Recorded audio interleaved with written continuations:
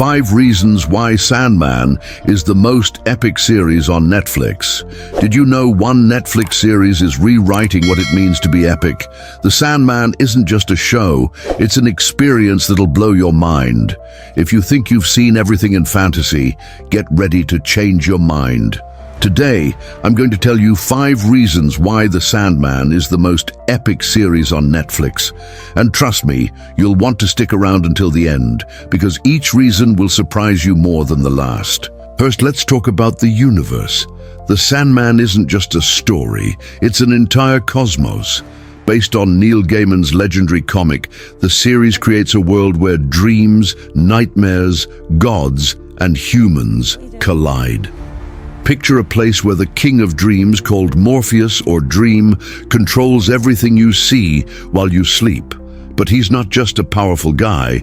He's one of the endless 7 siblings who rule over aspects of existence, like death, desire, and destiny. Each has a unique personality, and the series throws you into this universe without holding your hand. Have you ever wondered what it'd be like if someone controlled your dreams? The Sandman makes you question that. What makes this universe so epic is the blend of mythology, fantasy, and reality. One moment, you're watching dream face Lucifer in hell, in a scene that looks like a medieval painting. The next, he's dealing with regular humans, like a girl dreaming of being a writer. This connection between the divine and the everyday is what makes the series so unique. It's not just fantasy thrown on the screen, it's a story about what it means to be human. And it's not just the size of the universe that's impressive, it's the depth. Each episode gives you a piece of this world, like you're assembling a giant puzzle. For example, in episode 6, you meet Death, Dream's sister, who's so charismatic she steals the show. She's not a scary figure with a scythe, but a kind woman who guides souls with empathy.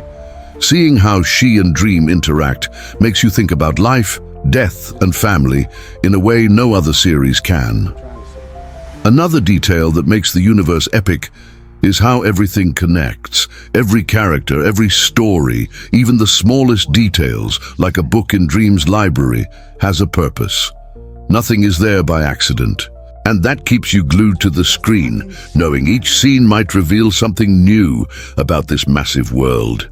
Now, the second reason, the characters. The Sandman has a cast you won't forget. Dream, played by Tom Sturridge, is the heart of the series. He's not a typical hero or villain.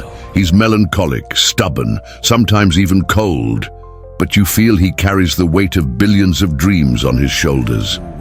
Sturridge's performance is so intense, you believe he's an eternal being. Have you ever thought about what it'd be like to carry the responsibility of every dream in the world? But Dream doesn't shine alone. Every secondary character is so well crafted, they could have their own show. Take Lucifer, played by Gwendolyn Christie. She's so magnetic, you forget any other version of the character. Or the Corinthian, a nightmare with sunglasses and a creepy smile, who makes you want to know more about him, even as a villain. Even characters with little screen time, like Johanna Constantine, leave a mark. It's like each one has a story as rich as the protagonists. What makes these characters epic is that they're not perfect. Dream makes mistakes, sometimes out of pride, sometimes because he doesn't understand humans. Death, despite being amazing, has her own doubts.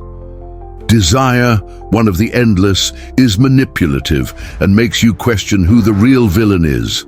These flaws make you connect with them, because deep down, they reflect parts of ourselves. And there's more. The series isn't afraid to explore these characters' emotions. In one episode, you see Dream dealing with the loss of a friend. In another, he faces his own imprisonment, both literal and emotional. These moments make you feel with him, and that's rare in fantasy series, which often focus more on action than heart. The third reason is the storytelling. The Sandman doesn't tell a linear story like most series.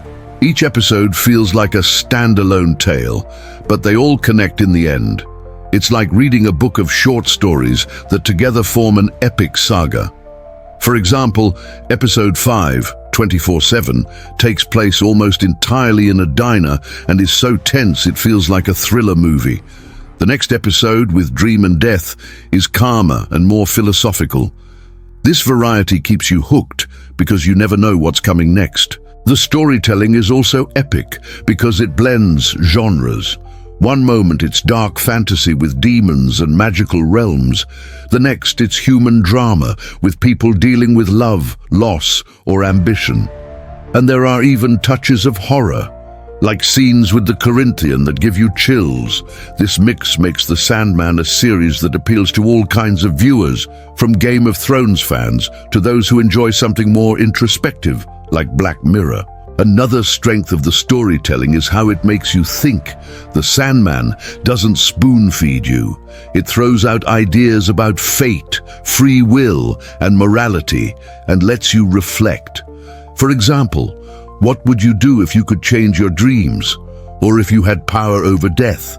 These questions linger long after the credits roll, and the storytelling is so well crafted that you feel each season is just the beginning. The first season adapts the first 2 comic arcs, but it leaves hooks for so much more, like the introduction of new Endless or the fate of certain characters. This makes you want to rewatch everything to catch every detail. The fourth reason is the production. The Sandman is a visual spectacle. Every scene looks like a painting, from The Dreaming with its floating castles and impossible landscapes to Hell with its red hues and terrifying architecture. The visual effects are so good you forget you're watching a series and not a movie. The soundtrack is epic too. Composed by David Buckley, it blends ethereal sounds with dark beats, creating an atmosphere that pulls you into the story. Each Endless has a musical theme that reflects their personality, like Death's gentle one or Desire's provocative one.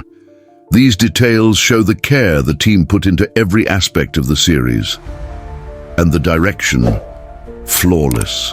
Each episode has a unique style but follows the same tone.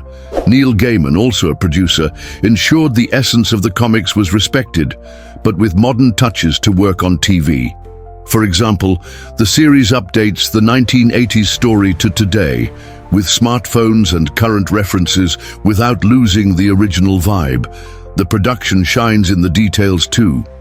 Dream's helmet, one of the tools of the King of Dreams, was designed based on the comics, but with textures that feel real. The Library of Dream, full of books that were never written, is so well made you want to step into the screen to explore it.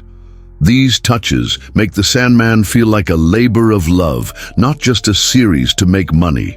The fifth reason is the impact. The Sandman isn't just entertainment, it's a series that changes how you see the world.